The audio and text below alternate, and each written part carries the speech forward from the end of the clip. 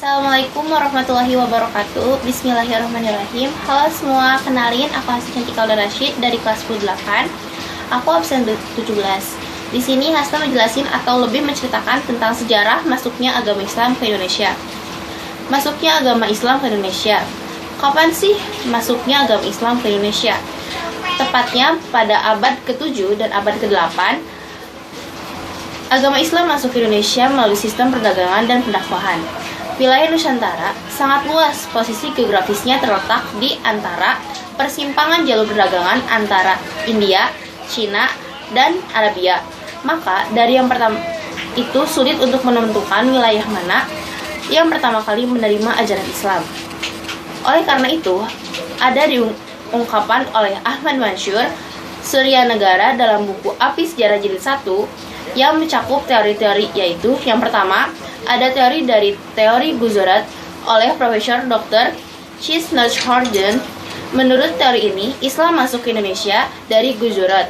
Snowhorden berkeyakinan bahwa tidak mungkin Islam masuk ke Indonesia langsung berasal dari Arabia tanpa melalui ajaran tasawuf yang berkembang di Gujarat, India. Wilayah Kerajaan Samudra Pasai merupakan daerah pertama ajaran Islam di Indonesia, yakni pada abad ke-13 Masehi. Teori ini tidak menjelaskan secara rinci antara masuk dan berkembangnya Islam di wilayah ini. Yang kedua, ada teori dari Makkah oleh Profesor Dr. Buya Hamka. Buya Hamka menggunakan berita yang diangkat dari berita Cina dinasti Tang sebagai acuan teori ini. Menurutnya, Islam masuk ke Nusantara pada abad ke-7 Masehi. Dan ada teori Persia oleh Profesor Dr. Hussein Diningrat. Menurut teori ini, Islam masuk dari Persia dan bermazhab Syiah. Pendapat ini didasarkan pada sistem mengeja bacaan huruf Al-Quran, terutama di Jawa Barat yang menggunakan ejaan Persia. Dan juga ada teori Cina oleh Profesor Dr. Slamet Muljana. Menurut Slamet Muljana, Sultan Demak merupakan keturunan Cina. Lebih dari itu, menurutnya Wali Songo juga merupakan keturunan Cina. Pendapat ini didasarkan pada kronik Klenteng Sapokong. Teori selanjutnya ada teori maritim oleh N.A. Baloch. Menurutnya, di Mekah dan di Madinah terjadi peperangan dalam kurun waktu 10 tahun antara 1 sampai 11 Hijriah atau 622 sampai 623 Masehi. Namun, hal itu tidak memutuskan jalur perdagangan laut yang sudah menjadi tradisi turun-temurun sejak lama. Jalur hubungan tersebut adalah jalur antara Timur Tengah, India, dan Cina. Dan sistem perdagangan ini semakin lancar pada zaman Khulafaur Rasyidin dari 11 sampai 41 Hijriah atau 632 sampai 601 Masehi. Menurut N.A. Baloch, hal itu terjadi dikarenakan umat Islam memiliki kemampuan perniagaan jalur maritim, yaitu pengenalan ajaran Islam ini berlangsung selama kurun waktu abad ke-1 sampai abad ke-5 Hijriah atau 7 sampai 12 Masehi. Fase berikutnya adalah perkembangan agama Islam.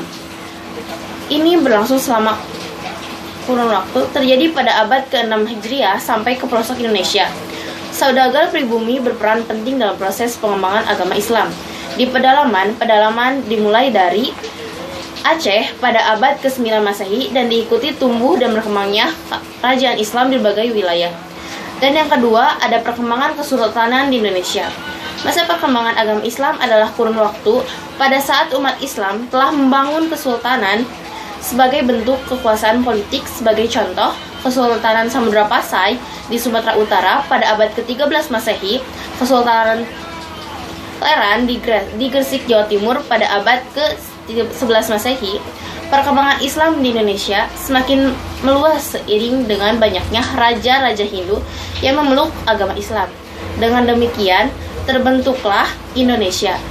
Dan dari istilah kerajaan berubah menjadi kesultanan dan istilah raja berubah menjadi sultan. Dan salah satu motif para raja memeluk agama Islam adalah untuk mempertahankan kekuasaannya karena mayoritas rakyat mereka telah memeluk agama Islam. Oleh karena itu, syarat masuknya sangat mudah. Lebih dari itu, Islam tidak mengenal sistem kasta dan daripada itu Islam dianggap sebagai agama pembebas bagi rakyat jelata. Dan setelah perkembangan kesultanan yang ada, dan juga ada tokoh penyebar agama Islam di Indonesia. Banyak tokoh utama dan sultan yang berperan aktif dalam penyebaran Islam di wilayah masing-masing. Yang pertama, ada Sultan Malik Al-Saleh 1267 sampai 1297 Masehi. Merah Silu atau Sultan Malik Al-Saleh merupakan pendiri dan raja pertama Samudra Pasai, berdiri pada tahun 1267 Masehi.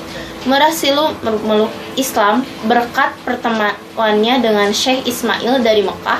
Setelah masuknya Islam, Merah Silu bergelar Sultan Malik Al-Saleh dan berkuasa selama 29 tahun. Yang selanjutnya ada Sultan Ahmad dari 1326 sampai 1348 Masehi. Beliau merupakan Sultan Samudra Pasai yang ketiga, bergelar Sultan Malik Al-Tahir II pada masa pemerintahannya. Kesultanan Samudra Pasai dikunjungi oleh seorang penjajah Maroko yaitu Ibnu Battuta. Menurut catatan Ibnu Battuta, Sultan Ahmad sangat memperhatikan perkembangan dan kemajuan agama Islam. Wali Songo, dan selanjutnya ada Wali Songo dari 1404 sampai 1546 Masehi. Wali Songo merupakan 9 wali atau sunan yang menjadi pelopor penyebar Islam di Pulau Jawa. Mereka adalah Yang pertama ada Maulana Malik Ibrahim atau Sunan Gresik. Yang kedua ada Raden Rahmat atau Sunan Ampel. Yang ketiga ada Maulana Makdum Ibrahim atau Sunan Bonang.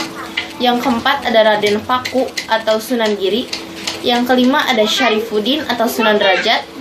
Yang keenam ada Raden Masyhudin atau Sunan Kalijaga. Yang ketujuh ada Zafar Shodiq atau Sunan Kudus. Yang delapan ada Raden Umar Syahid atau Sunan Muria. Dan yang kesembilan ada Syarif Hidayatullah atau Sunan Gunung Jati. Mereka menggunakan berbagai saluran dakwah, diantaranya kebudayaan, kesenian, pendidikan, pernikahan, perdagangan, dan politik. Penyebaran Islam di seluruh wilayah Nusantara dipengaruhi oleh jalur perdagangan dari berbagai negara, seperti Persia, India, Arab, dan selain itu, proses dakwah Islam melalui pesantren yang digagas oleh Wali Songo sangat efektif untuk menyebar Islam ke pelosok pedesaan. Ada juga keteladanan ulama penyebar ajaran Islam di Indonesia. Banyak nilai-nilai keteladanan dari para tokoh penyebar Islam di Indonesia. Yang pertama, cara hidup sederhana. Sifat hidup sederhana ini dilakukan oleh para penyebar Islam adalah dengan cara mengambil secukupnya untuk kebutuhannya, lalu menyedekahkan hartanya kepada orang-orang yang lebih membutuhkan. Seperti yang ada pada surat Al-Baqarah ayat 267 yang artinya, "Wahai orang-orang yang beriman, infakkanlah sebagian dari hasil usahamu yang baik-baik dan sebagian dari apa yang kami keluarkan dari bumi untukmu. Janganlah kamu memilih yang buruk untuk kamu keluarkan, padahal kamu sendiri tidak mampu mengambilnya, melainkan dengan memicingkan mata enggan terhadapnya. Dan ketahuilah bahwa Allah Maha Kaya, Maha Terpuji." Quran Surat Al-Baqarah 267. Dan sifat-sifat lainnya ada gigih berjuang, menguasai ilmu agama secara luas, memproduktif berkarya, sabar, menghargai sebuah perbedaan, dan bertakwa secara damai. Dari sini kita bisa mempelajari dari mana Islam datang dan sejarah keagamaan Islam.